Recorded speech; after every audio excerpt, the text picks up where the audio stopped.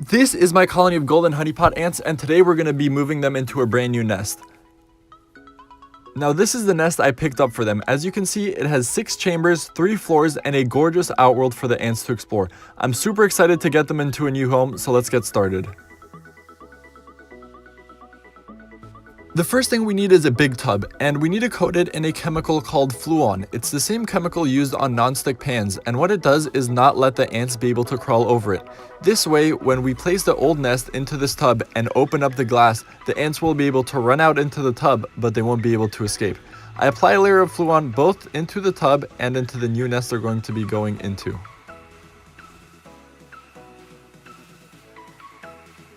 Now what we're doing here is closing up the top of the nest with an air vent. We close the side ports with a pair of plastic stoppers, and this way the ants obviously won't be able to run out once we get them into their new home. The tools we're going to be using for the move are the following. This is an aspirator, which is pretty much an insect vacuum.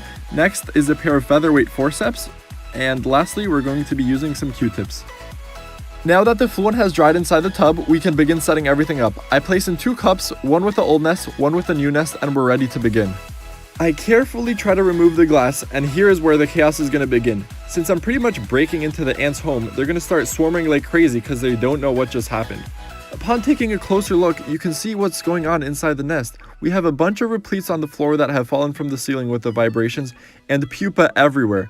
This is why they need an upgrade into a new nest. Now, with a pair of featherweight forceps, I'm going to gently pick up the repletes as to not pop them.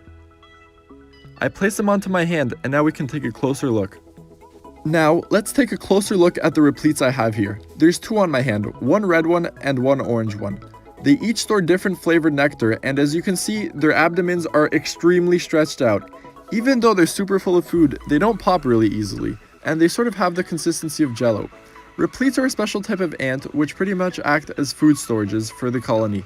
Since these ants are native to the southwestern deserts of the USA, during the summer months, which are extremely hot and dry, there's very little food to be found, so the colony will live off of the food that they stored in these ants. Now this is one of the hardest parts of moving these ants. Since they're not able to walk normally like regular workers would, each replete has to be moved manually, and I have to take extreme care to not pop them if I squeeze too hard. It's even made harder by the fact that every time I go in with my forceps, I get swarmed by at least a dozen ants every time. One by one, I move them into the nest, and I repeat this process over a dozen times until I get all the repletes in. I carefully place them, and they'll slowly make their way up the walls to hang from the ceilings.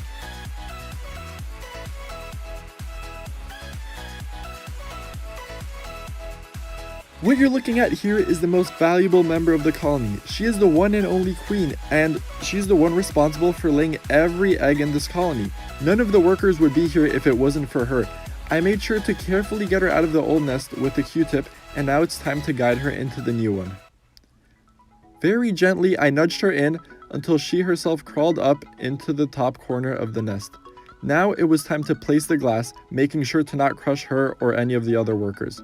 Now that was done, it was time to collect the rest of the workers, larvae, and pupae. With my aspirator, I sucked in as many as I could, repeating this process over a dozen times.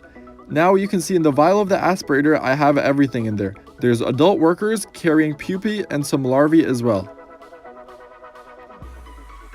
Over and over, I dumped these into the outworld of the new nest. Carefully opened up the vial and dumped them out as fast as I could before they could start crawling all over me and biting me.